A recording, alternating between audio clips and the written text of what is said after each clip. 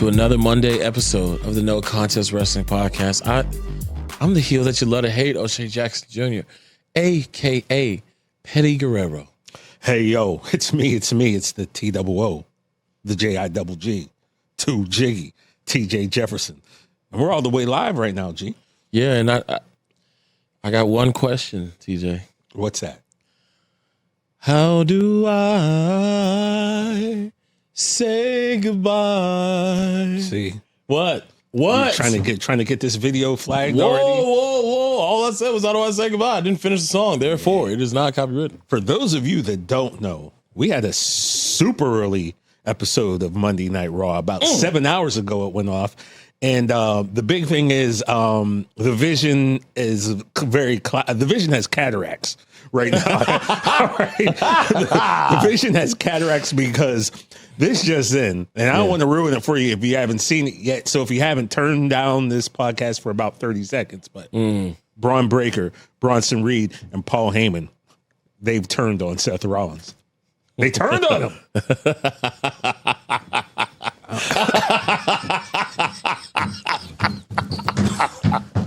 Yes. I knew it.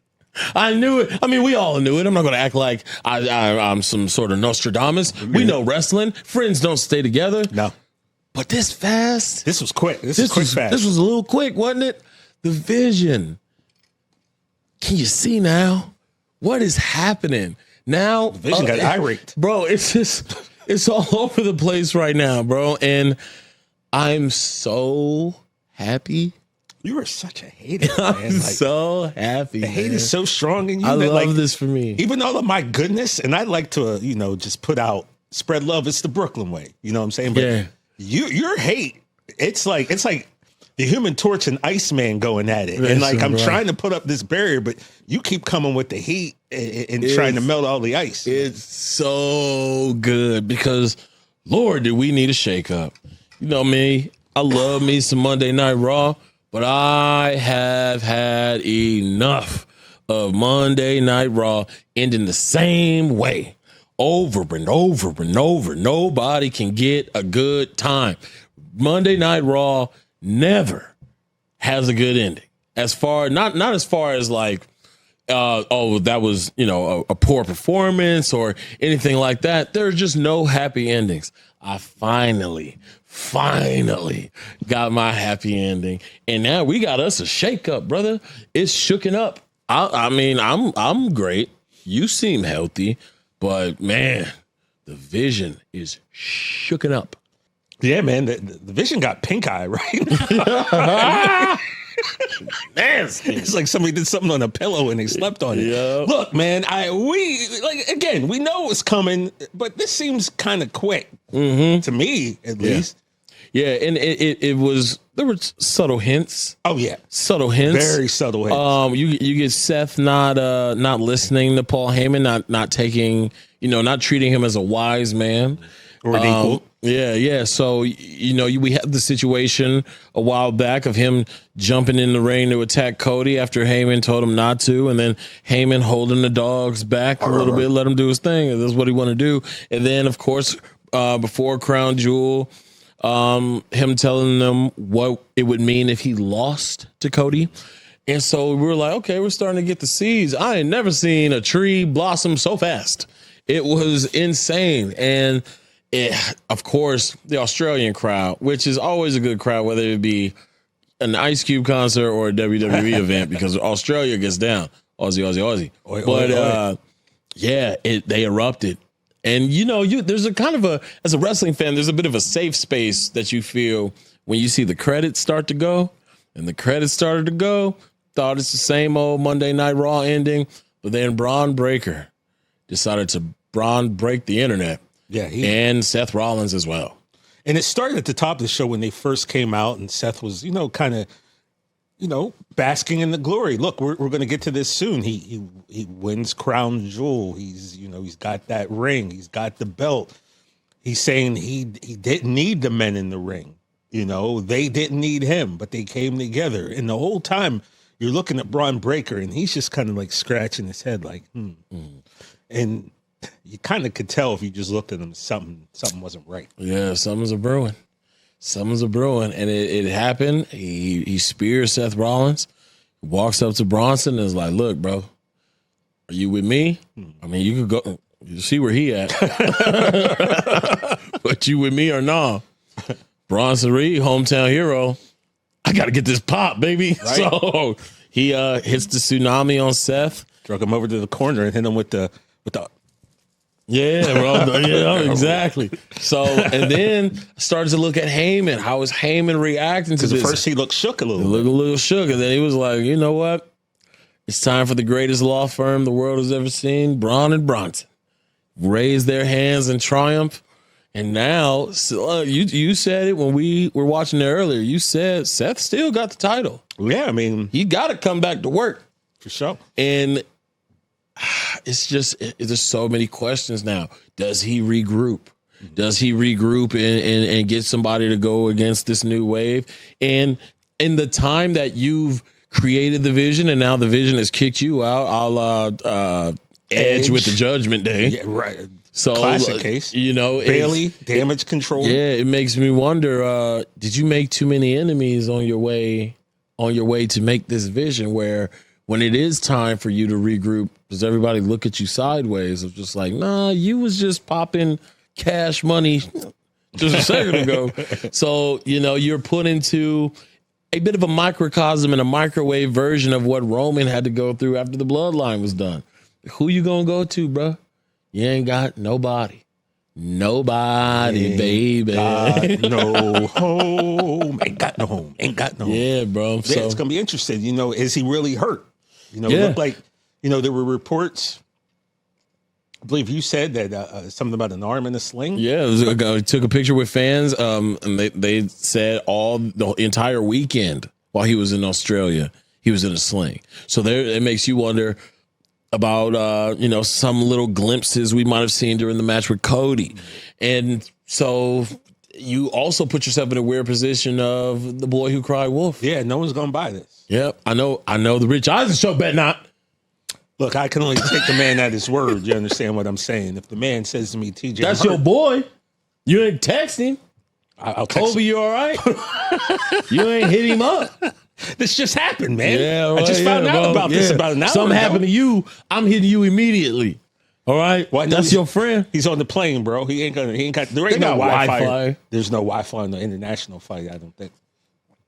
At least not where I fly. Boy. But you know, I ain't in them lay down seats either. I don't know what them people got. You not in the lay down seats? I ain't got it like that, man. You're a giant. You got to treat yourself. Speaking of lay down seats, you know, the Rich Eisen show, just as not for nothing, we're heading to London this week, man. What? Yeah, Wednesday after the show, we're going to be doing our show there Thursday and Friday. So I'll be, you know, stepping around London town looking for some fish and chips. You know, maybe find, you know, Turkish and, you know, the guys from Snatch. Okay. Maybe see a couple pikeys, you know. I need a caravan for my mom. She's partial to the periwinkle blue. You know, we can't put subtitles for the listeners, bro. Oh, you can't say caravan? Listen, bro. But I'll tell you one thing. Pack you some Lowry seasoning salt. Just, I'm telling you, they gonna make fun of you. They gonna crack their jokes until they knock on your door and ask for that seasoning salt. Hey, TJ, let me hold some of that. She's saying the food's a little bland. Okay. I found out that a lot of places in Europe season the food after it's cooked. And that's not how you do it. Oh, wow. Okay. But anyway, that's neither here nor there. Yeah, man. So the Vision. Now, do the Brawns and Heyman, do they keep the name The Vision? Is that Seth's name? I mean, there's a lot of questions that are going to need to be answered. And also, Braun Breaker held up that title at the end. Like it was his. Yeah, held up that title at the end. So are we put into a position where it's vacated and what's really being lost in the sauce of all this is CM Punk is the number one contender. Yeah, let's talk about folks. that. He won the, what is it, triple threat? Triple threat against Jay and LA Knight, the three-headed monster that just can't get along, even though they got the same goal. Right. And my goodness, CM Punk, Phil Brooks, number one contender, and then you get this malarkey, these shenanigans. Malarkey and shenanigans. Come on, dog. Great way to describe it. I am in a lovely position where I don't know what direction they're going, and in a good way. Yeah, for sure. In a great way. Shake it up, baby. Levesque, you on one again, man, and I love it. Yeah, people were complaining for a little bit. Yeah. But, we'll see. But listen, you can complain a little bit. We get on the IWC a lot, but my dad always taught me the squeaky wheel get the oil. Mm-hmm. So you gotta speak up a little bit. And the people have spoken, and the shakeup is happening. It looks like it. So we got CM Punk, Cookie Monster Punk, Chip Magnet Punk, Charles Montgomery Punk, yep, number one contender, him and Seth. And how's that gonna play out? Because Punk don't care that division got pink eye. It's not a concern of CM Punk. He got one mission. He got one goal is to get that. The goal is to get the gold back. Get it back. So because he did get it. So to get it back is his goal. Yeah, and it definitely will help Punk because now he doesn't. Oh, wait a second. What if? What if this is just a ruse, man? What if this is just a ruse to make Punk think like, because we've seen this before too. You got to take, some friendly fire, but now people think that Seth's Dolo solo, and then he gets that match, and the next thing you know, I hate this segment of our show. Just a little creative liberty is all I'm saying. Toxic. I'm not trying to be though. That's true. You're not trying to be. You just do it effortlessly. But yeah, Punk got to watch his back. Jay and LA Knight plus the Vision. Punk has to watch his back so much right now. He got one friend. Yeah, and that's his wife.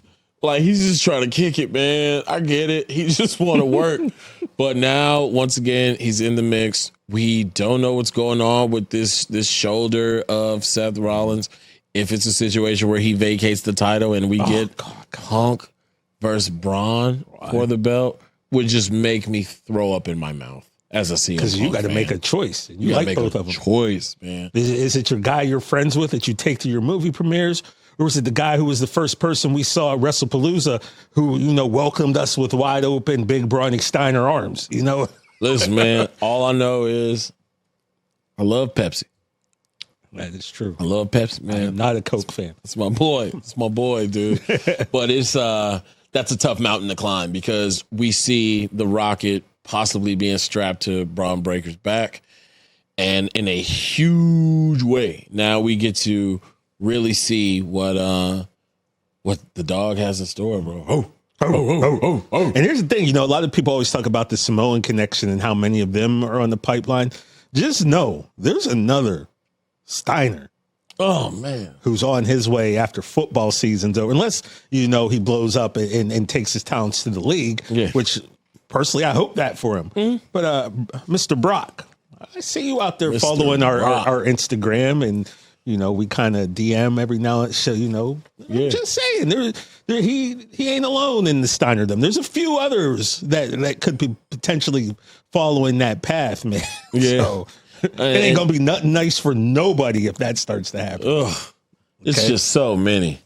Gotta love Nepo love babies. me a Nepo baby, baby. I'm saying, love me a Nepo baby. Nepo babies take a lot of crap, right? But I'm telling you what, especially in the world of professional wrestling, Nepo babies are super necessary, right? Because there you have a collection of people who truly understand what the business is. They truly have eaten because of the business. They truly have slept in warm beds, and had hot meals because of the business. So therefore, they kind of have it in their blood. They kind of know the direction that things should take, and they know the way the business should operate. So, hey, man. God bless them. Hey, I've said it once. I said it 1,000 times.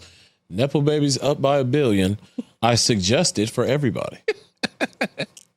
O'Shea Jackson Jr. But his name is Shea Jackson. He approves. Yeah, man. That message. I mean, that was the biggest news of Raw. Obviously, there's the matches and things like that. Yeah, biggest news, but we also had Dirty Dom. Come on, our boy Dirty Dominant Mysterio. The wrestling IQ. I don't even want to, if you haven't seen it, I don't want to tell you what Dom does, but he pulls some his real dad Eddie Guerrero type ish in this match against Penta. Yeah. So Just check that out. Make Check sure that out. Dirty Smart Dom, genius. he's doing his thing. He's the greatest Mysterio of all time. He's the greatest luchador of all time. Yeah. He has the greatest mullet of all time. He has the greatest mustache of all time. Yeah. He has the best tattoos of all time. Man, I'm a Burt Reynolds, Tom Selleck fan. That is true. But I mean, you going to tell Dom they have a better mustache than him? In wrestling, he got the best. All right. Well, I'm just saying. If he was here, would you say, Dom, you ain't got the best mustache? Hold on now. You go respect Burt. So let's keep that. And then we had, Asuka. Well, I've always said they'll never make me boo Asuka, right? Never. You never make me go against her. But they're doing their best to really pull on my heartstrings. First, you got her making EO cry. You know how I feel about that. EO! And now you see Kyrie. And Kyrie gets 5 fingers to the face from Asuka after her match with Rhea. Continuing to see where this is going. Asuka's a bully. Asuka's a bully. But guess what? You can't do nothing about it. Yeah, what you gonna do about it? You can't beat her. So what you gonna do? And then what else? And then we had, man, let me tell you, we had a little face-to-face I will walk off back this and set. forth. I'll walk off this set right now. And it was the new women's champion, the Crown Jewel champion, Stephanie Vaquer, La Primera, the Devil's Kiss. And she's talking her talk as she should, because she's had an historic run this last few months. Wow. But then out comes the Judgment Day. Raquel Rodriguez and Roxanne, by God, Perez. Yeah. And they come out, and Roxanne kind of gets up in her face and was like, basically, everything you got should have been mine. I'm the last one to beat EO. That means I should have been at WrestlePalooza, which means I would have won that women's championship. And then I should have the women's crown jewel belt. So, and Stephanie's telling her, basically, if you want some, come get some, more or less. Want some? You know what I mean? Come get some. So it's going to be interesting. But Roxanne, being, the young veteran that she is, she's another one, young, but been in the game for years. She said, on my time. Yeah. On my time when I'm ready. So I love it. I love it. That Judgment Day, man, that has been like after the New Day, both days. But after the New Day, Judgment Can we Day. be no contest day then maybe? I mean, we need that. I mean, Rusev Day came back. Come on. But yeah, Judgment Day just been the most consistent stable in the WWE. Now they got their women tandem of Raquel and Roxanne. Roxanne. I'm not going to say the tag team name that you tried to coin for them. Oh, I'll say it. I don't care. The hard R's. Roxanne, Raquel. The hard R's. It's the only time we ever use hard R's here. Okay. We usually go A. We never go hard ER. The hard R's. That's not let that catch on, please. That can't catch Roxanne, on, bro. Raquel. I get you, bro. It's hard, bro. We get, yeah. That's crazy. Anyway, so yeah, the hard R's.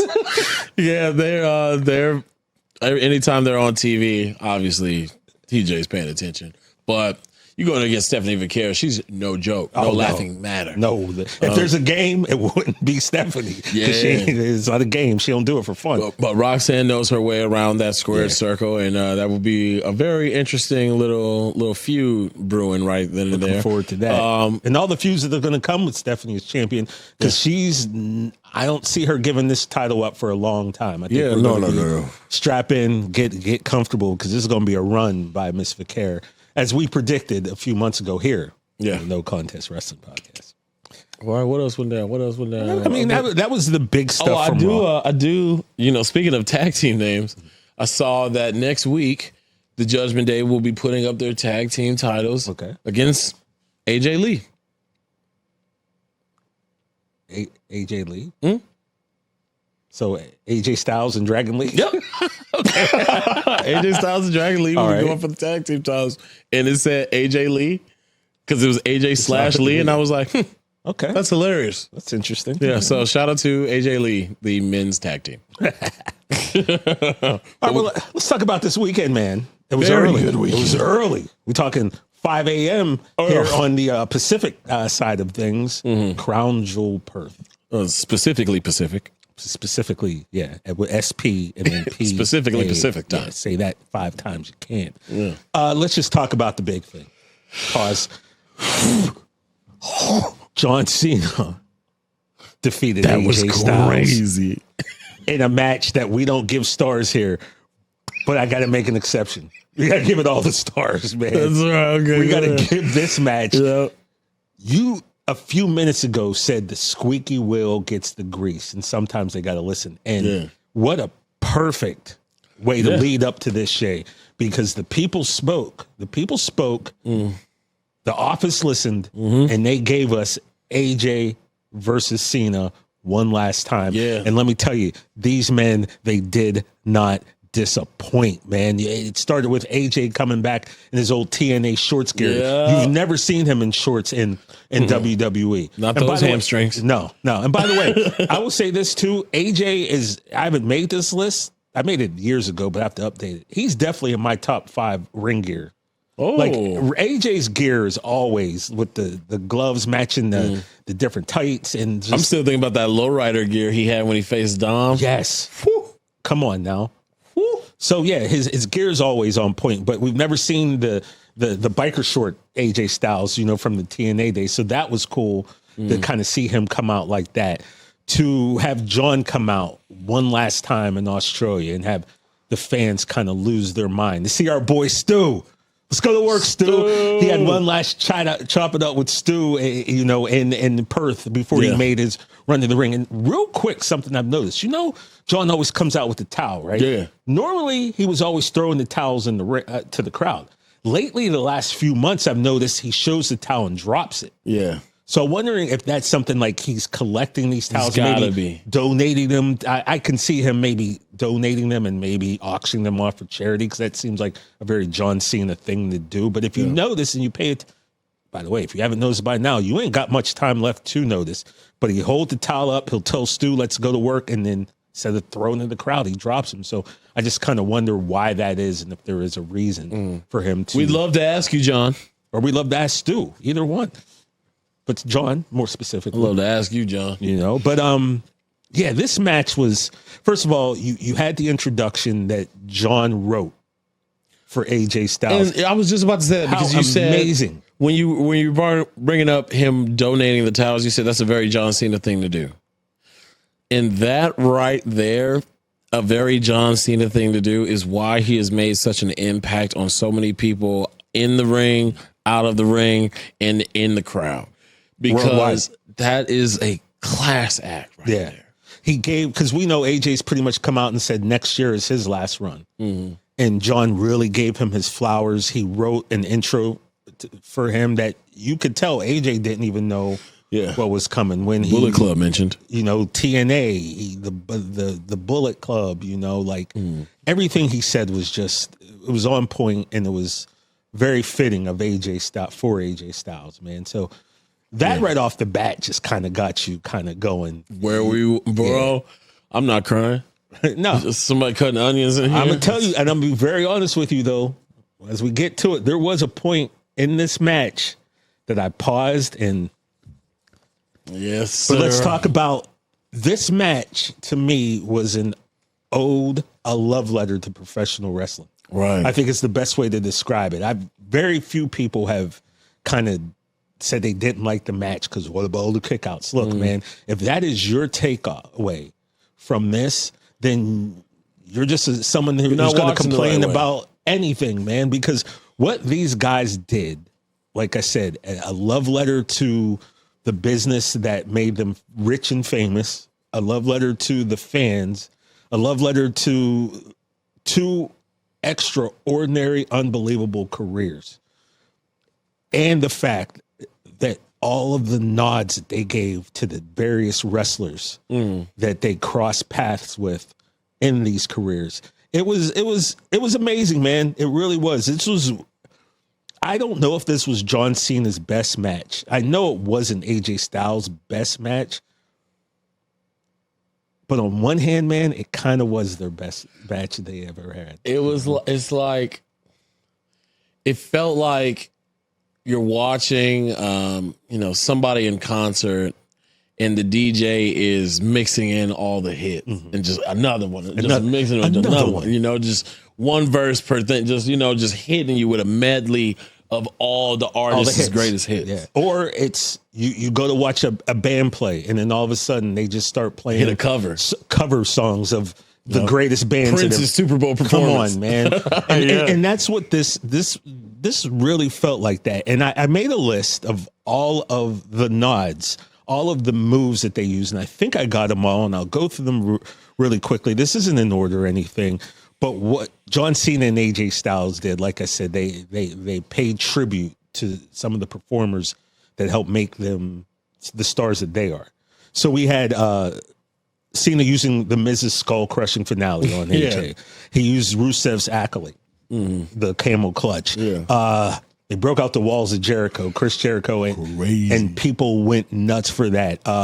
And then John using, and I talked about the point about getting choked up, John using the Sister Abigail, Bray Wyatt's finisher, and him locking AJ in so the crowd knew it was coming. Yeah. And then he put some extra on it. Hell yeah. I was like, Bray should have done it like that.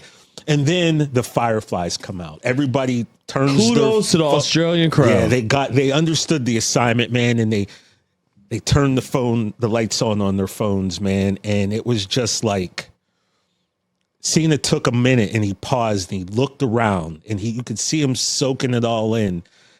And I got a little choked up, man, because I've said this before.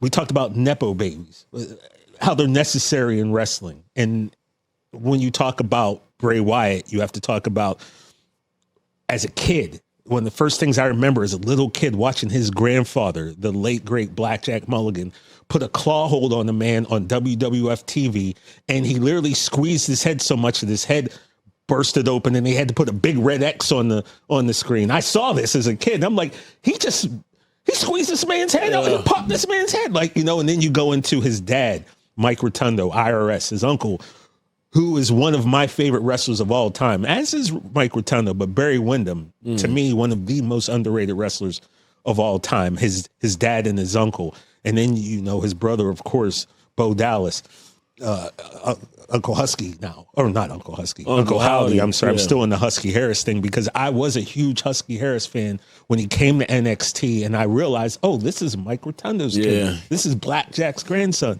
I was all in on Husky Harris, and then when that didn't work, and he became the Bray Wyatt character, and then going up to the Fiend, I was always all in on Bray Wyatt. So I got a little. I felt it, man. Yeah. And you could tell Cena felt it. Bumps. Yeah, so that was shout out to that Australian crowd for showing props. Yeah, it was a beautiful moment. I thought he was going for a rock bottom. When he caught him, I was like, Sister Abigail. And being the professional that he is, he made sure it was locked in long enough. So you saw Hard cam got it, handled it perfectly. Kiss on the forehead. And then when John got up, and he saw that Perth crowd put the Fireflies out. Whoever the first phone was that was up, because I know you're somewhere like, that was me. But the way to understand the assignment, what a beautiful moment that we didn't know that we all needed to see. Yeah. And it was just cool, man. There's no way around it. Shout out to JoJo, because I'm sure she's seen it at least 100 times more. And it's man, John, what a beautiful bit of class once again. Absolutely. And that is that what we are looking for these last couple of dates? And I'm perfectly fine with that. That's exciting to see because John Cena has gone up against all of them. Yeah. All of them. Taker got a shout out. Yeah, and to continue, we had the second rope, the DDT and RKO. Shout out to Randy Orton. The choke slam, that could be Big Show, Undertaker, or Kane. Yeah. He won his first ever title by beating Big Show, if you recall, for the United States Championship at WrestleMania. Which is the John Cena title in my eyes. There you go. Yeah. The Tombstone Pile Driver, obviously the nod to the Taker. And then with AJ, he did Sting's Scorpion Death Drop. Yeah. The Coquina Clutch, Samoa Joe's Coquina Clutch, Christopher Daniels' Angel Rings, when he picks him up and drops him on his head.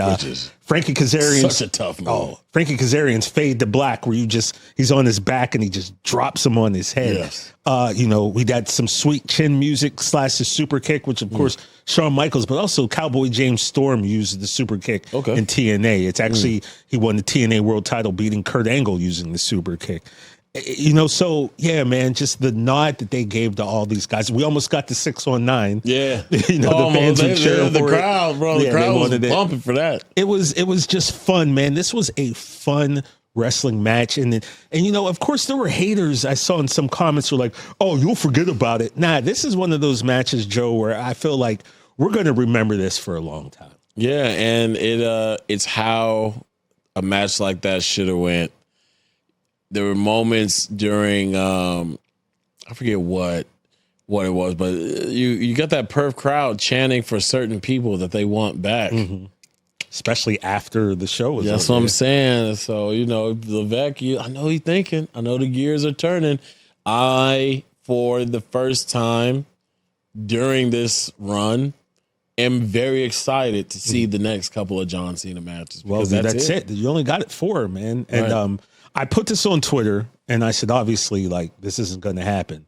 But if I'm John Cena, that's a wrap. Because I don't know how you top what he and AJ Styles did in Australia at Crown Jewel, man. I don't know how you can go out on a higher note than what those guys did on Saturday. That is that the last PL? No, he's got Survivor Series here in San Diego, and then Saturday Night Main Event. And that's it. 4. You got 4 opportunities left, and if you haven't over this 20+ years seen John Cena in person at least once, you missed out. But yeah, man, this is it. Now the end is near, as Frank Sinatra once said, man. Listen, by the grace of God, I will be at Survivor Series with my tag team partner. That Hopefully. would mean on this last run, we've been to 3 of these dates. Yeah. We saw his last Royal Rumble. Oh, 4. Yeah. Because we did Rumble, we did Mania, we did Palooza, and now we're about to do Survivor Series by the grace of God. And of course, the mouse. Yeah, ESPN CW, we're here for you if you need us. Come on, dog. A little pre. But yeah, man, so all the stars, like I said, just a fun match. And that, I think that now goes on my list, Shay, of matches where, like, if someone says to me, oh, I've never really watched wrestling, I have a few in my pocket that I like to show. I think that one is going on the list now for absolutely to go and show people. But yeah, we also had Bronson Reed defeating Roman Reigns. And I know how you feel about that, man, but I knew what it was going to go down like. It kind of had to go down this way, right? Because Roman's spot is solidified. He ain't going nowhere. But Bronson Reed, you always got to make stars. That's what this business is about. That's what almost every veteran wrestler has told us since we started this. It's all about making stars. And that seems to be what Roman's doing. First of all, Roman Reigns let you jack his Jordans twice. I mean, come on. That's about as disrespect. Spitting on someone is number 1 disrespect. In the top 5 got to be you steal my sneakers. Like, steal my property and then wear it on TV. Like, come on. But yeah, but it was cool. Roman brought out the the cricket bat? Yeah. And beat Bronson with that. The rugby ball. Yeah. So, it was, it is. And then the Usos came out. Mm-hmm. A little turmoil. A little bit. Yeah, a little turmoil at the house. Everything good at home? I guess not. Well, Roman, after the match, it's over. He tells them he loves them. I don't want to see you till Christmas. And that's oddly specific, don't you think? Super. I'm not going to be at Survivor Series specific. Yes. No, Thanksgiving might as well cancel Thanksgiving. I ain't going to see you then. Do you know how cracking a Samoan Thanksgiving probably is? Yeah, my boy Tadao tells me all the time. My goodness. And he don't want to see you even there. Till Christmas. And it looks like the thing that it's also adorable that they see each other for Christmas. Right? But again, the thing that I brought up a few weeks ago that doesn't make sense. You've got Jay, who's the most organically over superstar that they have. And it looks like they're going to have to turn him. And I just kind of wonder if that's a wise move. Yeah. I mean, it's not a lot of, if you look on Raw, if you just kind of take a step back, look at the roster, not a lot of good guys. top good guys. It's not a lot of top good guys where you okay, maybe they'll come save the day. Yeah, and LA Knight, that guy has been floating in between for so long. Yeah. And so Jay's that dark side coming out, bro. And speaking of getting things taken from you, I don't know if anybody noticed that CM Punk definitely took Jay's grill as a grill wearer. Punk, you can't wear them. Wait a minute, he took it out of his mouth? Yeah. He like knocked it out of his mouth and it had it in his hand. Okay. Yeah. This is on Raw. So if you see a new bracelet on CM Punk and it's Jey Uso's teeth, wow. Yeah. Okay. Well, sometimes when people hunt sharks, they jack the teeth out. Yeah. And Punk likes bracelets. We know that. He loves a good bracelet. A grill necklace. He might go see Jacob, put it on the chain. Yeah. You know what I mean? We'll see where this goes. But yeah, and here's another thing. Bronson Reed has done something that I researched this. Let's make sure I have this right.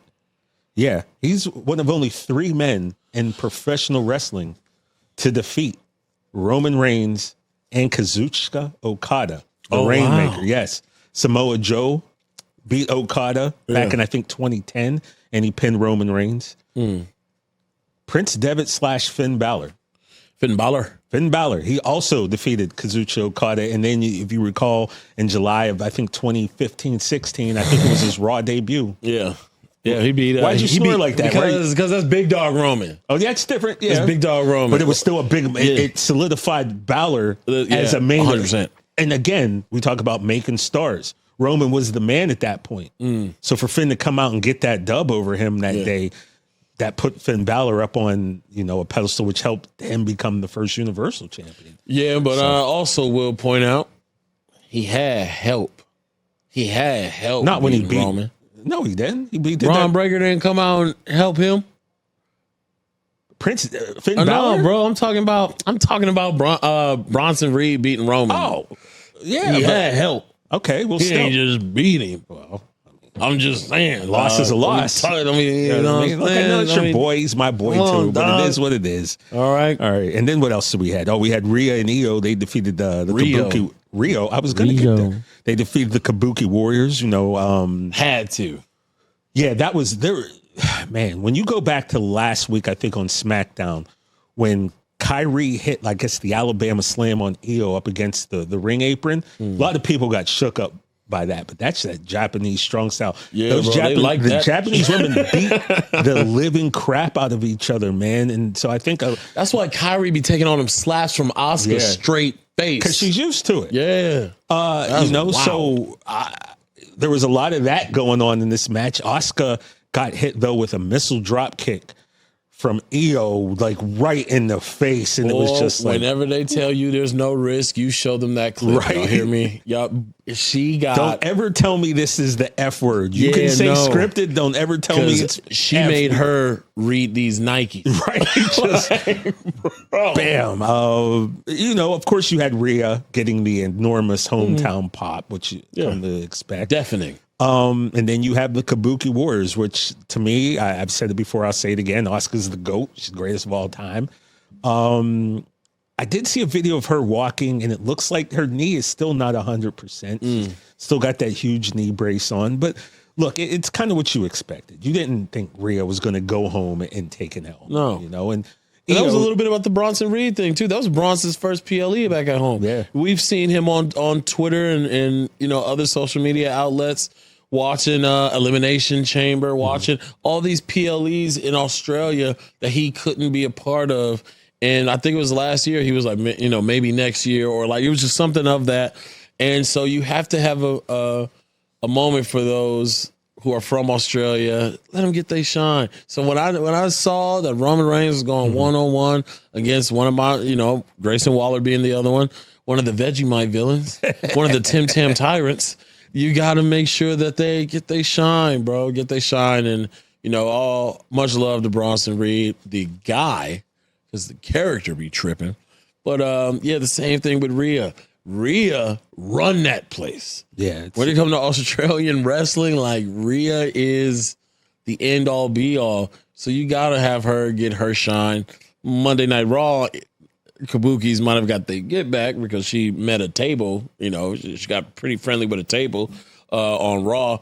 But you got to give your nod to your Australian superstars when you're in Australia. And Australia notices the nod, and they go hard. Yeah. Aussie. Oi, oi, oi. So there's that. We saw, like on Raw, we saw Asuka still, like I said, what did the five fingers say to the face to Kyrie? This is going to be interesting to see what they're going to do to Kyrie, because I feel like her turn, she's not going to put up with just being, you ain't gonna keep talking to me like this. Beat up, and I'm only gonna take about 5 more slaps. Her nerves are shot. We see that, poor Kyrie. So she got marks on her forehead. Yeah, I don't like it. She's just trying to chill. She want her family back. But it's Asuka, so I can't say nothing. That's true, bro. If she got a problem with you, then you gotta ask yourself, what did you do to Asuka? Yeah, bro. I mean, I love Jay and Jimmy Uso, and I've seen Roman slap the hell out of all of them. Right. And I love me some Roman. That's an actual fact. Yeah. Just people be putting hands on people. You know what I'm saying?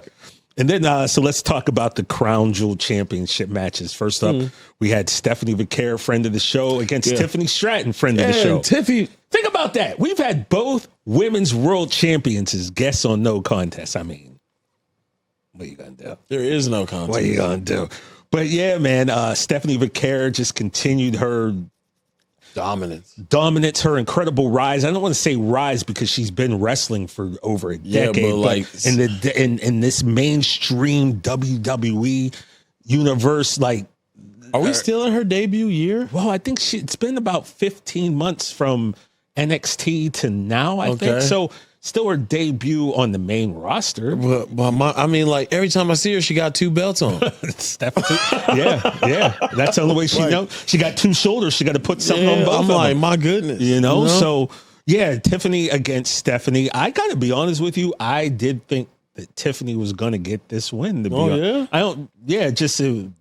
I don't know what made me lean that way. I just kind of thought that they give it to Tiffany, and I felt like last year's Crown Jewel was the Blondes taking it home with Cody and Liv. I felt like Black Hairs had it this year, and Stephanie showed why she is La Primera. She is just a beast, but Tiffany held her own too. There was a lot of times during the match where I was like, okay, that's the Tiffy I remember from NXT. Just like the moveset and how crisp she's moving in the ring. So it is nothing against you to take an L to Stephanie Vaquer. No. It's Stephanie Vaquer. Yeah.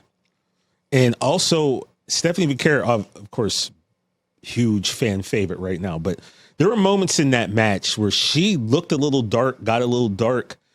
I think that the Stephanie Vaquer as a heel is probably going to be on another level because I'm sure they're going to milk this babyface thing for all they can. But when you look at her with the horns, the devil's kiss, some of her moveset, like that dragon screw is nasty. That's a mean move. Yeah, so that's a heel move. You can tell she definitely has it in her to get a little vicious, and I think ultimately you will. I won't see it. You will, but I don't think you're going to see it anytime soon. But once again, with Jay looks like he's turning. You just never know. But there's a heel in there in Stephanie, and if that heel comes out, good luck to her. She's one of those, like, even if she does go heel, bro, we still gonna cheer. Yeah, I ain't one of them anti-hero type situations where it's just like, hey, leave that woman alone. You can boo. You can boo her if you want. I'm not booing her. I ain't. She done showed us love. We named her. We helped name her move. Yeah, we was like, hey, that sound good. But again, no one else did it until that point.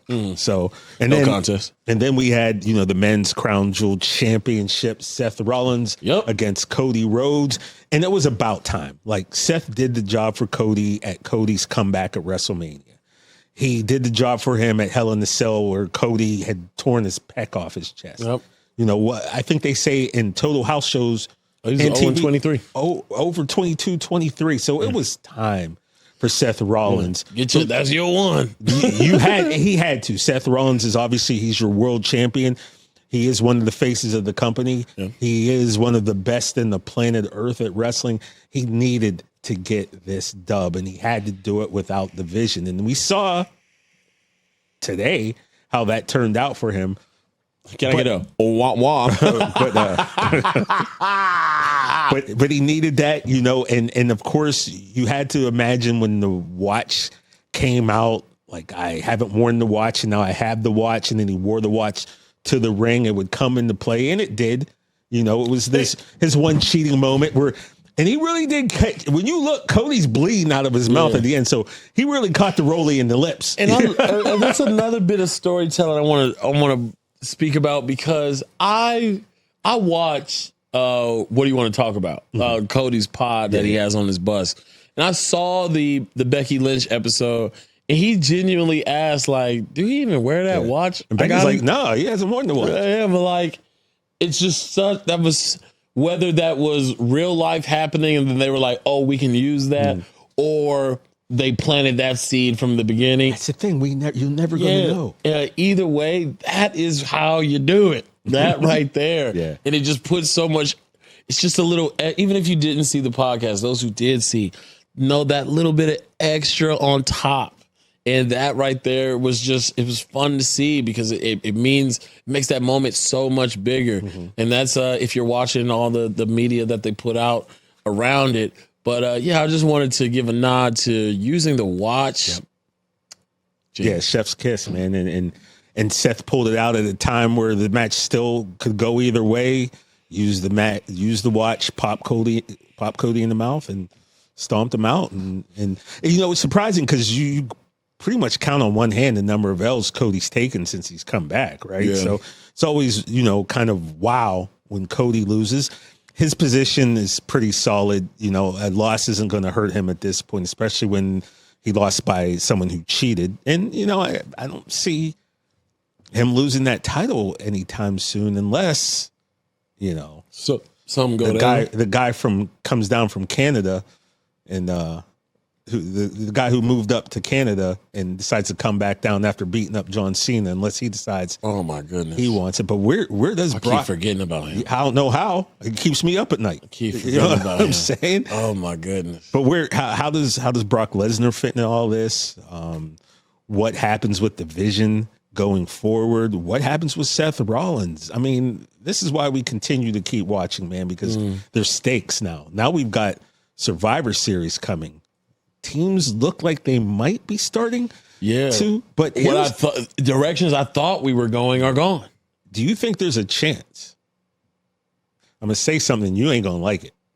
That's why I put my glasses on. You think there's a chance that on one Survivor Series team, because they got no choice, we see Reigns and Rollins teaming up again at some point, maybe for Survivor Series? What do you think?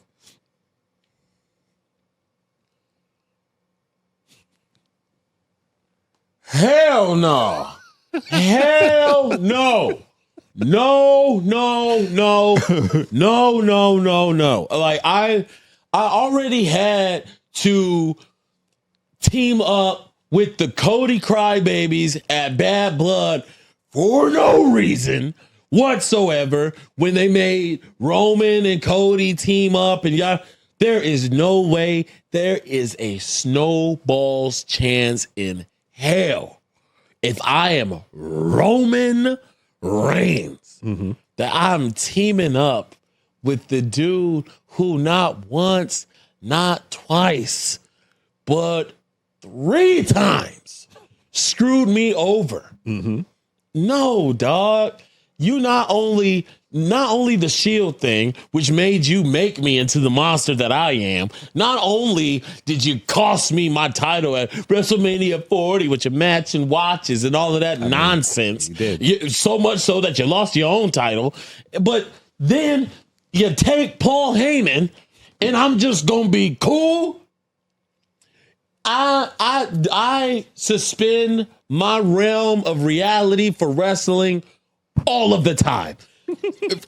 The Undertaker's real name, according to TJ, is Mark. Hey, stop saying that. Okay, so like I believe a lot. I refuse to believe in a world just a month later where your homeboy just beat me up and my cousins, that I'm gonna be cool with you because, hey, big head, and you just send me a text, please help. I am not a begging man, but Negro, please. I'm just saying, Paul Heyman is now enemy of the state for both Roman Reigns and Seth Rollins. Bronson Reed jacked my man's Jordans, just took him right off his feet. You know what I'm saying? Just took him right off his feet. Braun Breaker ain't got no love for the bloodline. At some point, the enemy of my enemy is sometimes your enemy and sometimes your friend. I'm just saying. Surprised you sent that feature request. You know that we got some ish to address. If Seth Rollins, I'm just saying, creative Seth liberties. Rollins sends any type of request to Roman Reigns to team up, I want Roman Reigns to look at Seth Rollins and to tell him, I want you to take that request, write it down, put it in a box, tie up that box, shine it up real nice. But shine it. Turn that sumbitch sideways. And stick it straight up your candy ass. I don't think that's his gimmick, though, so I don't think he would say Hey, it's the closest you gonna get. I don't think all right? Shout out say. to the Smash Machine. Yeah. But yeah, man, like, no. He better off calling you. Well, I get down. I bet. I got a kendo stick. You know this. Dog. Don Bowie knows it because I hit him with it. Not my tribal chief. I'm just saying, man, sometimes. And then he want a coin, and then you just coin Bronson Reed. You're the new tribal chief. You're not even Samoan. You're not even doing the ceremony the right way, Seth. How about you relax? He is Samoan. Seth not Samoan. No, I'm saying, but Bronson. Yeah, but you can't be coining people's stuff, bro. It's regulations. It's culturally inappropriate. Yeah, that's true. That is true. But look, I'm just saying, it kind of makes sense. Bro, it kind of makes sense. But it don't make dollars. Well, it is going to make dollars, so that's the thing. It is. Made me stretch out my Nike dry fit. But yeah, so, he gets the ring. He and Stephanie at the end of the show, they stand tall with those oversized, gorgeous belts that they don't get to keep. Yeah, right. But the rings, I'm saying, I think that's our next thing. We need no contest rings. I'm going to hit up. We talked about this. Yeah. Don't tip me. I hit up my boy Jason of Beverly Hills. He makes a Super Bowl ring, so he can make us. I don't need a big one like that, but something nice for us to parade around in. Have to call up Jason, see what he could do for us. Something. We'll share it. But yeah, man. And it looked like he was threatening Stephanie. He said something to Stephanie. She laughed it off. I know you ain't talking about your wife. Well, I mean, his wife, she's the best wrestler in the world, and everybody says it. Yeah, you don't Sports just say Illustrated says it. Yeah. Bleacher Report says it. Yeah. ESPN said it. ESPN said it. Yeah. We on No Contest say she is one of the, I can't say the best. She's one of the best of all time, because that's all subjective. But yeah, so, what am I going to say? I hate this segment. You hate it because I think you realize what I'm saying is going to come to fruition. No, man, it's because you put it out into the universe, and I believe in the universe, man. And you put out this crap to the universe, and the universe be like, let me throw TJ a bone so Shay look crazy. I mean, it's happened more than once on this show, is all I'm saying. And bro, you sometimes I speak things into gingivitis. Your tooth hurts? Yes. Okay. Well, that was it. That was Crown Jewel Perth. That was pretty dope. And, we also got to give a shout out. This weekend, TNA held Bound for Glory. TNA. And there were some interesting, great matches there. The Inspiration, or as we know them as the Iconics. They retained the TNA Knockout Tag Team Champions. As they should. Steve Macklin, who we were kicking it with a little bit last time we went there, he regained the TNA International Championship by defeating Frankie Kazarian. Your favorite Tessa Blanchard defeated Mean Gia Miller. Gia Miller, we thought Gia Miller was just a. Oh man, don't be talking about sandy cheeks like that, bro. We thought she was just an announcer. Now Gia Miller's out there doing work. So and we became fans of her just meeting her at a TNA show. So shout out to me and Gia Miller. You were doing your thing. Nick Nemeth, aka Dolph Ziggler, and Frankie Kazarian, they simultaneously pinned each other in the Call Your Shot Gauntlet match. That means they both are winners, which means much like Money in the Bank, these two can have a title match of their choosing at any time they choose over the next 12 months. It's going to be interesting to see. Will they team up as a tag team? Will one go after the world title? One go after the X Division? International? Who knows? The world is their oyster, or at least the TNA championships. Right. And also, once the shot is called, does the other one get to use their shot? That's a good question.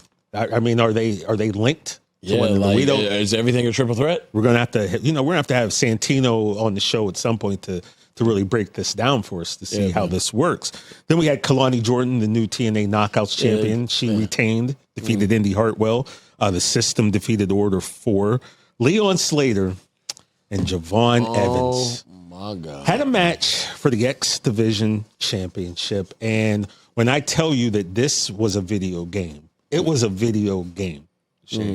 I saw stuff in this match. I not since Ricochet and Ospreay have I seen some of the stuff that these two young brothers was pulling out yesterday. Yeah.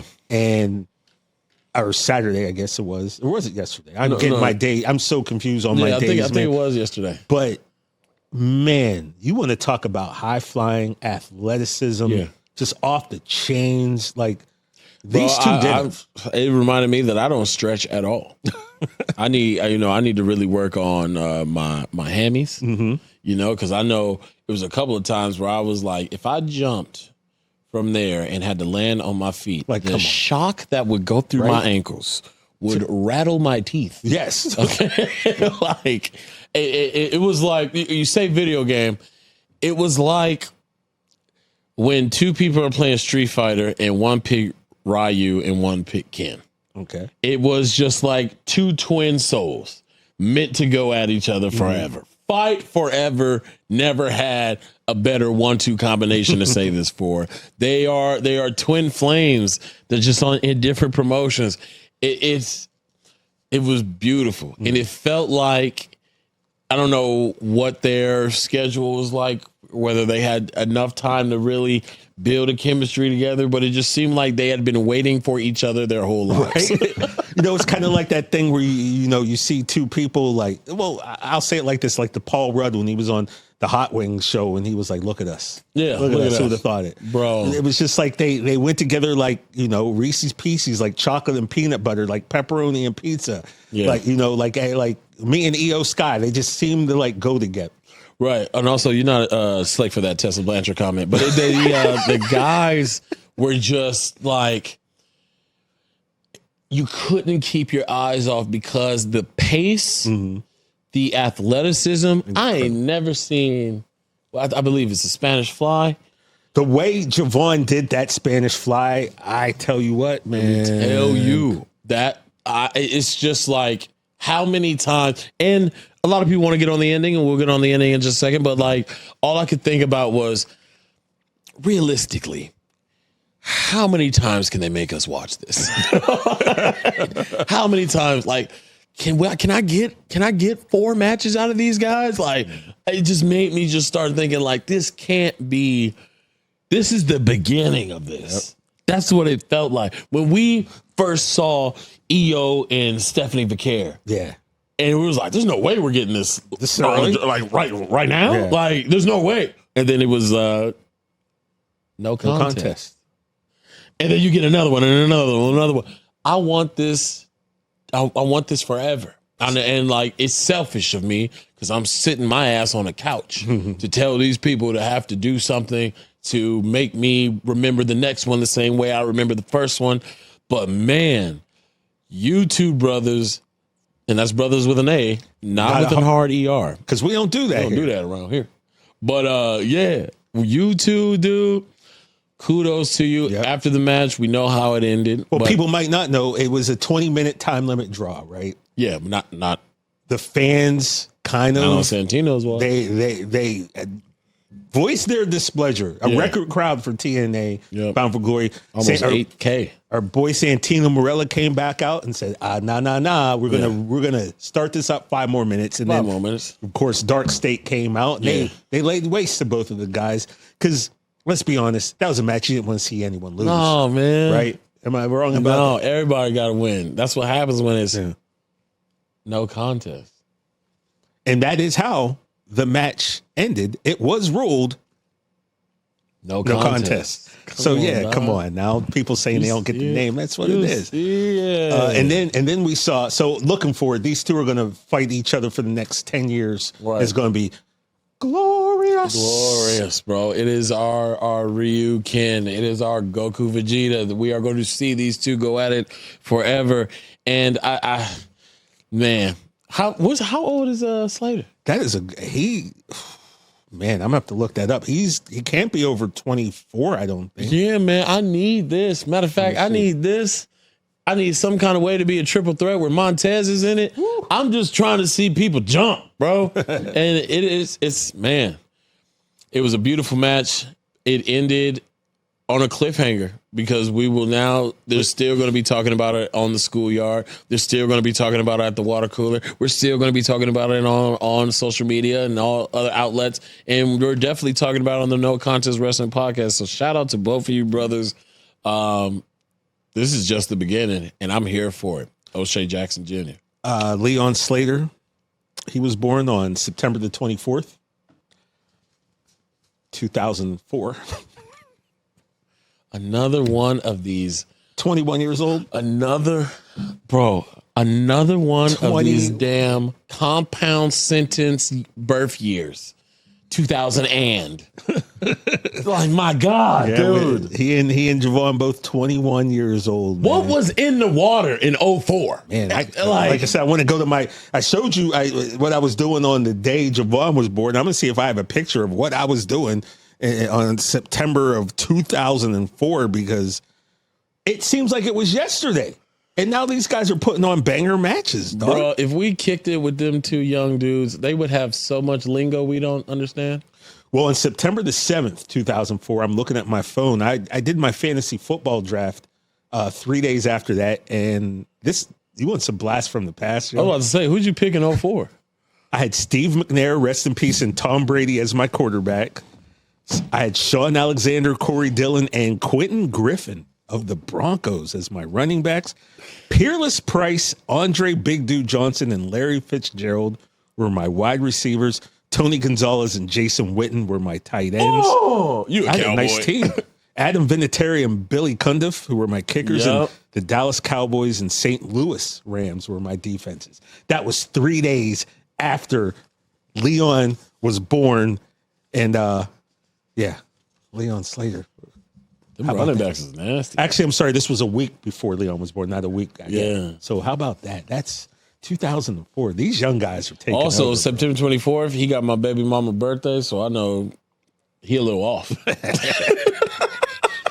And then lastly, what we had the last two matches, man, I guess this was one final table match for all the old school fans. I'm not cutting no more onions in here, bro. The Hardys, the TNA and NXT Tag Team Champions, taking on Team 3D, Bubba Ray, Bully Ray, and Devon, the Dudley Boys, for, I guess, the title of greatest tag team of all time. Man. And again, just nostalgic is what this one was, bro. Yeah.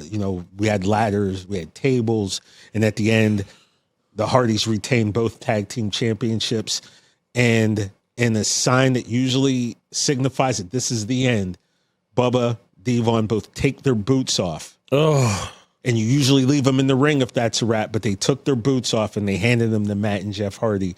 And as a nod to this is it, as a nod to you guys are the greatest, as a nod to we're not doing this anymore. Yeah, the samurai bow.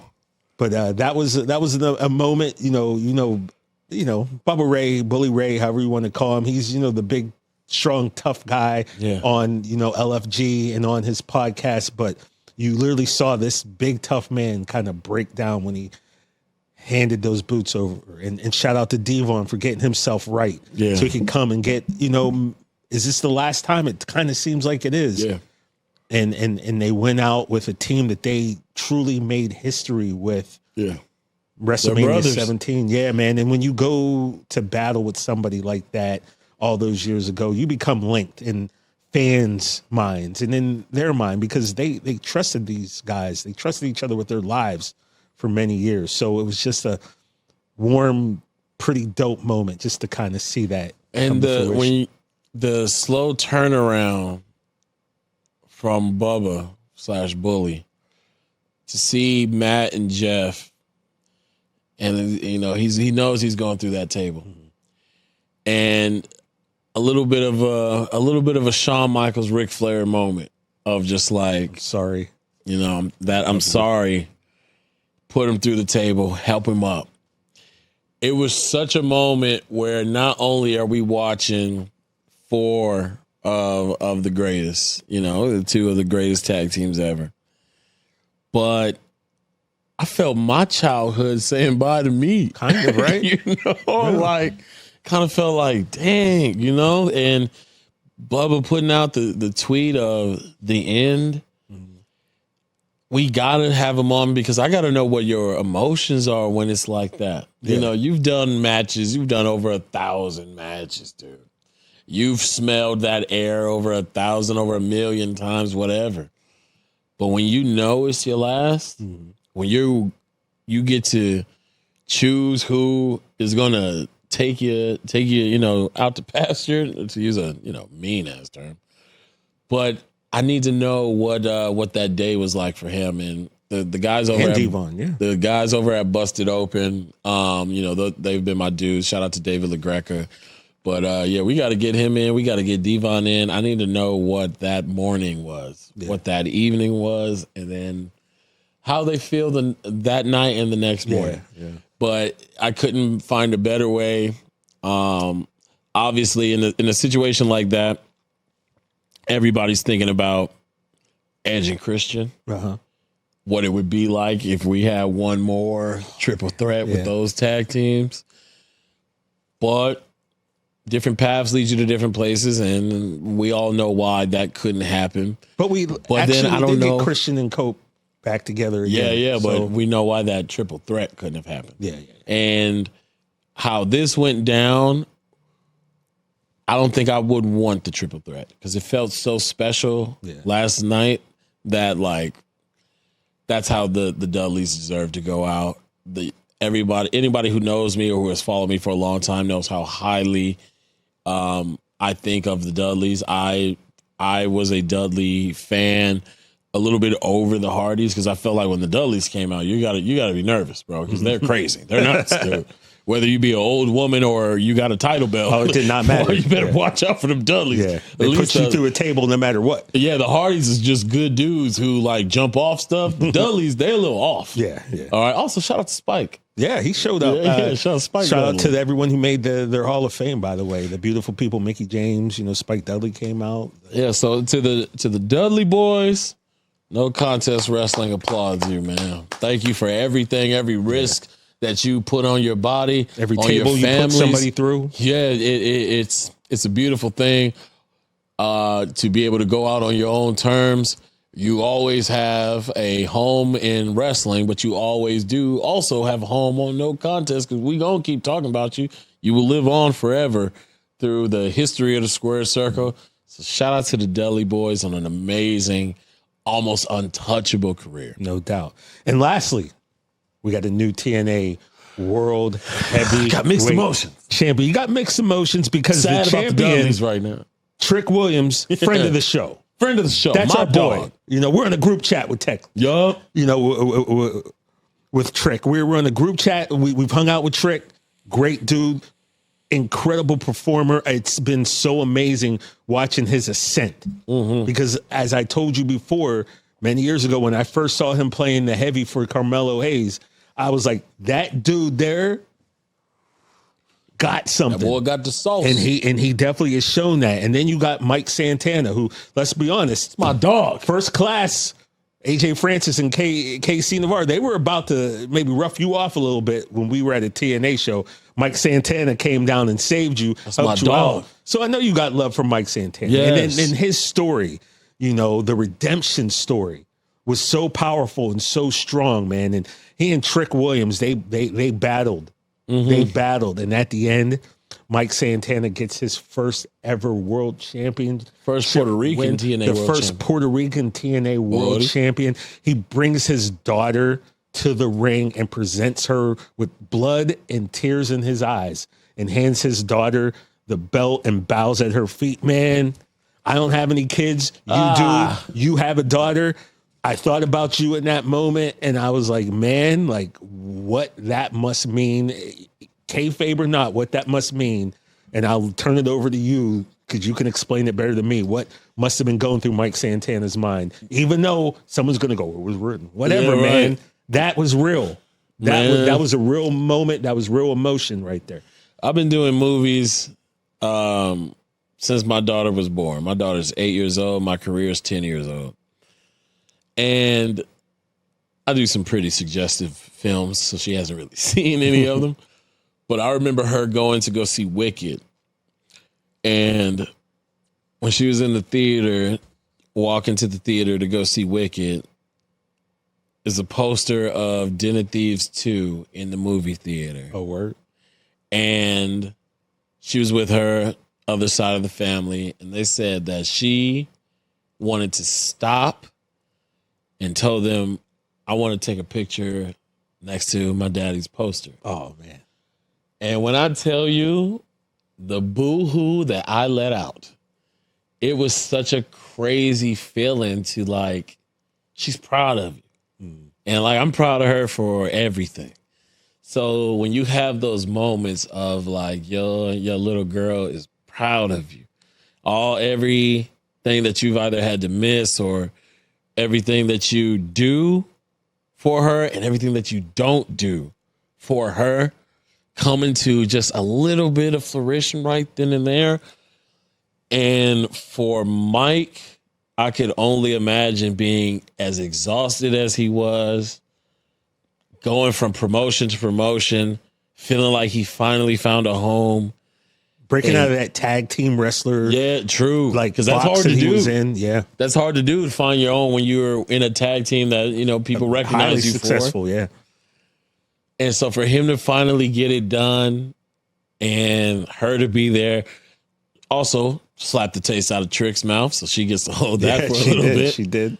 But I could only imagine, the real emotion that comes out in a moment like that. And also for the naysayers who have something to say about, he knew he was going to win going in and yada, yada. We know what we're looking at. But it also is an accomplishment and an achievement when a company looks at the work that you put in and says that we want you to be the face that runs the place, to be the guy who we look at as the leader. When they ask us who our best is, we chose you. That says something. That is Mike Santana. We can't wait to have you on the show. Tommy Dreamer, expect the call because it's coming, because I got to talk to him. He is the new TNA champion. Yeah, congrats to Mike Santana, and congrats to Trick Willie, man, because... Boy, I didn't even think you was going to hold that belt. You held that shit for so long. Shout out to Trick Willie for doing something that no one else has ever done before. And now it's going to be interesting to see where he goes from here. Sky's the limit, and I don't think it's a limit, Yeah. And the sky is the beginning. To quote Michael Jackson, which really is one of the hardest lines ever, when he said, "They say the sky's the limit, and for some it's really true." Meaning it's not for him, bro. Come on, man. I'm Mike Jack. I'm sorry. Take that back. They say the sky's the limit, and for me, it's really true. Yeah. They say the sky's the limit, and for me, it's really true. Mike Jackson. Like, come on, man. But yeah, so shout out, congrats to all the wrestlers who did their things on these two shows. Yeah. Congrats, before we go, to the New Japan, the IWGP World Champion, the Alpha. Oh, my God. Takeshita. Yeah. Today wins the championship. So hopefully we'll touch on that maybe next week a little bit more. That dude, I was talking earlier about creator wrestler. Mm-hmm. That dude is a walking creator wrestler. Like, he's a walking, like, everything that you would want in a wrestler. Yes, he is. That dude right there. And now he's the new IWGP Heavyweight Champion. Going to be interesting to see how that affects the Don Callis family and him and Okada, because they've already got, Okada's got, the big brother on him. Can we talk, the Don Callis, is this the new NWO? Everybody is in it. My God. Are you in it? I might be. My goodness, dude. Let me tell you, they got somebody for everyone in the Don Callis family. You can't watch all them people at one time, bro. He has to watch his back. Who, Don does? Yeah, it's a little shaky all the time. Nah, you got 30 members. That's right. That's why he feels comfortable. He feels confident. He feels safe. He got some of the best wrestlers in AEW. Tony, do something. But before we go to one last thing, you mentioned the Smashing Machine. You kind of just said that. I saw that last week, and I got to say, big ups to The Rock. You know what I mean? I thoroughly, and of course, the story of Mark Kerr might be a little niche for some people who never saw the Smashing Machine documentary, who aren't UFC fans. But if you're a fan of storytelling, if you're a fan of just great acting, and I'm going to say it, The Rock did a tremendous job. He completely lost himself in this role of Mark Kerr to the point where, Shay, there was only about 3 times during that movie I was like, oh yeah, that's Rocky. Because the makeup was so good. He changed his voice, his mannerisms. Mark Kerr was just this big, strong monster of a man who really was soft. And I don't mean soft in the bad way, but just a good heart. Didn't really necessarily want to hurt people, but that's what he was good at. And that's what the job. Yeah, and that's what the job called for. Emily Blunt, tremendous job playing his wife. She's incredible. Ryan Bader played Mark Coleman, and that was the only time because that took me out a little bit, because Ryan Bader, who's not an actor, who is a professional fighter, did a great job playing Mark Coleman. But the whole time I'm like, that's Bader. Yeah. So I couldn't get that out of my head. But shout out to him. He did a great job playing Mark Coleman. This was, people say that it didn't do as much box office. Sometimes movies never do. Yeah. A24 does great films. They do great stories. And this was it, man. If you're a fan of The Rock or Mark Kerr or UFC, or you just want to watch a kind of a feel-good story that has some tragedy and some ups and downs in it, I'd say, check out Smashing Machine if you can, especially if you're a fan of Dwayne Johnson, because a lot of people say he only acts as Dwayne Johnson. Well, when you're a movie star, people pay to see you. Exactly. This time he lost himself in this role. I thought he was tremendous as Mark Kerr. Big ups to you, Rock. Dwayne, you did your thing, and I think people really are missing out if they don't go check out his performance in this movie. You know what? Let me get this one. Come on the show, man. We want to talk to you. I want to talk to you about wrestling. I want to talk to you about the film. I want to talk to you about your process. I want to know, man. All right? You guys share the same story. You followed in your father's footsteps. Yeah. There's a whole lot for us to talk about, man. So I'm going to tell you right now, you're my hero. We've talked about this before. Met you twice. I've let you know. Talked to you on Twitter. It's time, man. We need, because you even got a running gag on our show. Like, you got a thing, bro. We need to talk. Come on, man. We need to talk to you. So I'm asking you. I'm making the request. I'm putting it out in the internet. We need the great one. Yeah. I got a cardboard cutout of The Rock back by my desk here on the Red Shop, fanny pack and all. I bought like a fancy Gucci shirt. It wasn't Gucci, though. It was something I bought from China that was knockoff bootleg, but whatever. A juicy. Yeah. But yeah, man, as wrestling fans, if you're a Rock fan, take the time, go see Smashing Machine. Definitely worth it. Some great performances. But before we go, man, we were speaking about Javon Evans. Yeah, man, the young OG. The young OG, and he was a guest on our show last week, and he said something to us that made us instantly feel older than dirt, and it set the internet on fire. And it pains me to hear this again, but here's what happened. My older brother, Daryl, this is how he introduced me to wrestling, period. Are you ready for my old moment? Yes, sir. All right, so yeah, we played WWF Raw on Sega Genesis, and he would always pick Shawn Michaels. I'm like, you don't want to be nobody else? Like, who is this dude? He always picked Shawn Michaels. And, he would, I don't know no better, so he'd tell me who to pick. So I'm always Undertaker because that's the safest bet for the little brother to play with. You're going to be all right if you pick Taker. Just pick Taker. And, yeah, that's when I got introduced to Shawn. It's kind of the same route as just seeing my older brother.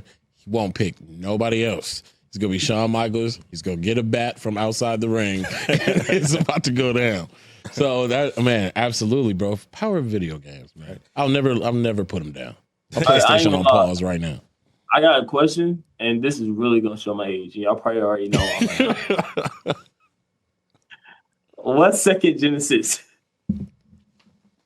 I don't know what that is, bro. Ladies and gentlemen, give it up for Javon Evans, bro. Hey, hold on, wait. Sega Genesis, bro. This is gonna get clipped.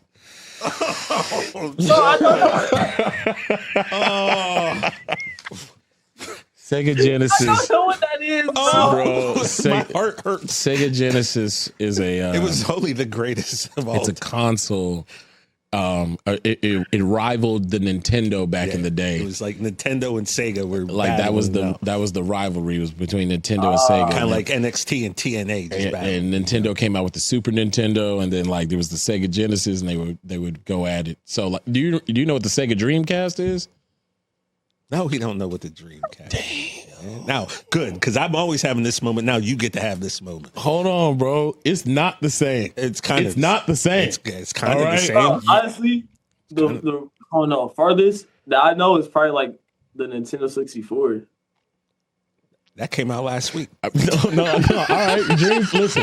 Dreamcast and 64 had they rivalry, and that was the Sega and Nintendo rivalry still going on. But yeah, the Sega Genesis. Shout out to everybody who remembers the Sega Genesis. Right, bro. I ain't never felt a pain in my back like I just did right now. I've never had a human being ask me what Sega Genesis is before that. Damn. Wow. Oh boy. So we clipped that. You said it was going to get clipped, and we did, man. And we put that on our socials. And let me tell you something. I get about 50 different comments a day over the last 5 days over Javon Evans. Now, literally everybody now feels like Methuselah. Everybody feels old. It was just one of those moments you forget, man. He's 21 years old, man. Yeah. Still a young bull. And, you know, he really wasn't wrong because I don't know what the second Genesis is either. Why? It was a verse, a book in the Bible, obviously. I hear you. Yeah. I got to catch up.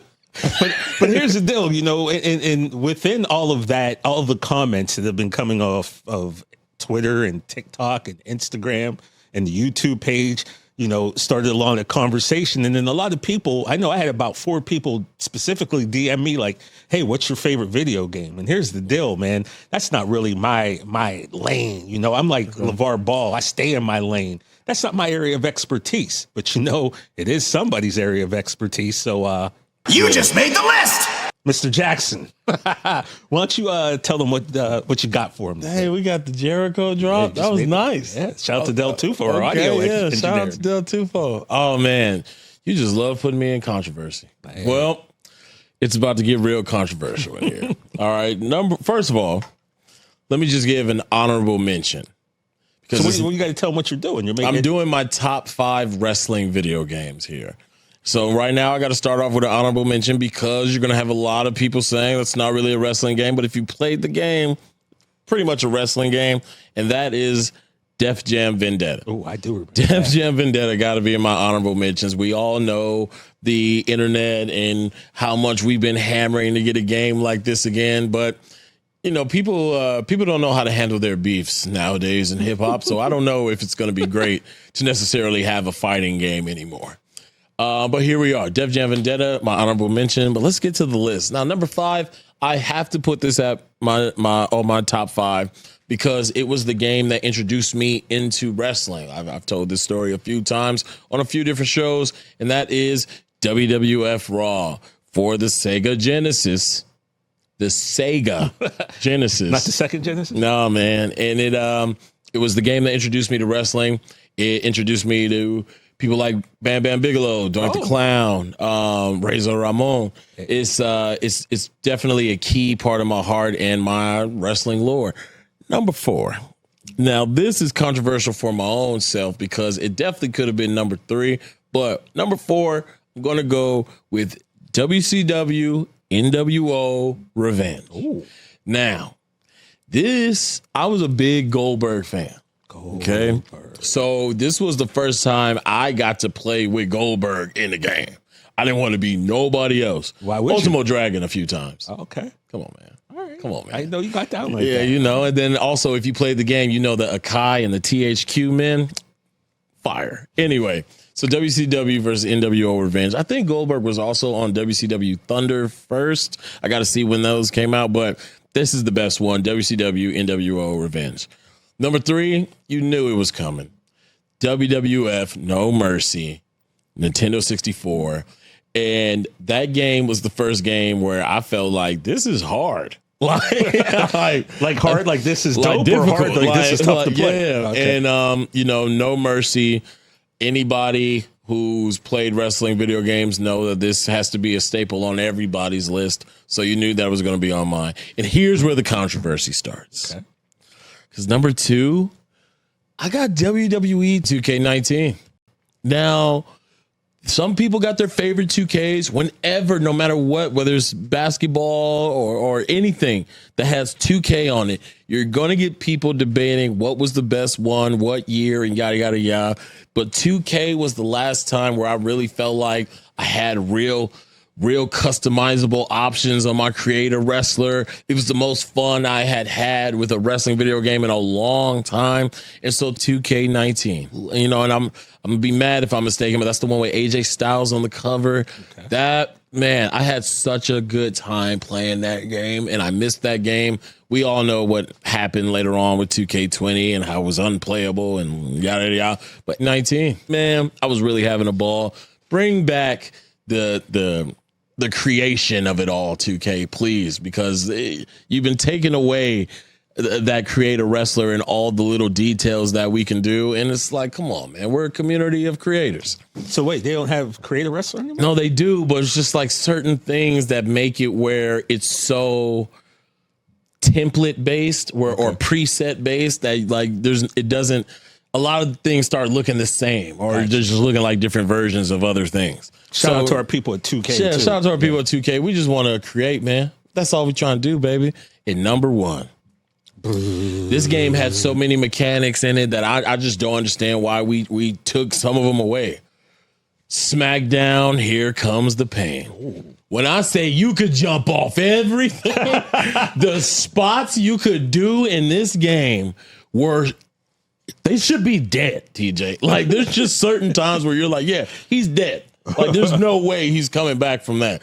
I'm talking, you want to be electrocuted, you want to jump off the fist, you want to do like anything you could imagine was basically you were able to do. And like even some of the mechanics as far as throwing wrestlers into objects, it just had everything. Like, I can't remember a single match I had with friends that stayed in the ring. Oh, really? Like, we going to the back. It's just how it is, dude. SmackDown, here comes the pain. And that, with all controversy attached, I'm waiting for all the mentions and all the comments. Oh, how come you didn't have such and such? I can't believe you left off. This is my top 5, bro. It's not saying that I don't think those games are fun. I'm just saying my top 5. You put me on an island, only gave me 5 wrestling games to play with an honorable mention. I'd have a good time with my list. And that, TJ, was Shay's favorite top 5 wrestling video games. I feel comfortable with myself. There you have it. we're going to have to tag Javon in this video. Yeah, man. He got to. I love that dude, man. That's all I'm going to say. What? Thank you so much for that clip, Javon. It's going in our Hall of Fame. It's going in our Hall of Fame right next to our second Genesis. Right. Genocide. Well, I think that's about it for this week. A lot happened with, Crown Jewel Perth, with Bound for Glory, with what we just saw. Yeah. And if you haven't seen it yet on Monday Night Raw, a whole bunch of stuff. Storms are coming. Come on, man. It's getting exciting. Also, low key, I saw on Instagram, Obafemi taking on the giant Omos and some house shows. Let's see where that's gonna go. Yeah. Hey, Seth Rollins might be in need of some new teammates. Here you go with these creative liberties. There's a couple of guys down there that he's gonna need some backup. Yeah, man. You know what I mean? So like they said in Scarface, you need new backup men. Like, he's gonna need that. So that was the thing about the bloodlines balance. Roman wasn't picking nobody bigger than Roman. Seth keep picking people bigger than him. You might get jumped. Right. Man. But either way, TJ, could you do me a favor and please tell the people where to find us? Oh, for sure. Now, look, on all socials, you can hit us up and follow and hit us up and leave your comments and tell us how old you feel. Yeah. But on Twitter and X, there's no contest. On Instagram, No Contest Wrestling Podcast. On TikTok, No Contest Wrestling Pod. And of course, you can find all of our videos on the now 1 million followers of the Rich Eisen Show YouTube page. Just go ahead, type No Contest Wrestling in there, and everything we've done wrestling related will pop up. People say, why don't we have our own page? Which I'm sure at some point we will, but we ain't got 1 million followers like this one does, so it makes sense. Right now, we are being broadcasted to the million and millions of fans that are fans of the Rich Eisen Show. But we getting there, man. We only a year in, baby. Good Lord. Anyway, I hope y'all have a good day, but not too good, because who the hell do you think you are? TJ, love you, bro. All right, man. So appreciate y'all. Next week, we're here. Hopefully, we might have a guest. Might have a couple guests. Might be talking about who knows what. But we're looking forward to seeing you. I said I love you. You have a good week, brother. Good seeing you too. Bye, Miss Parker.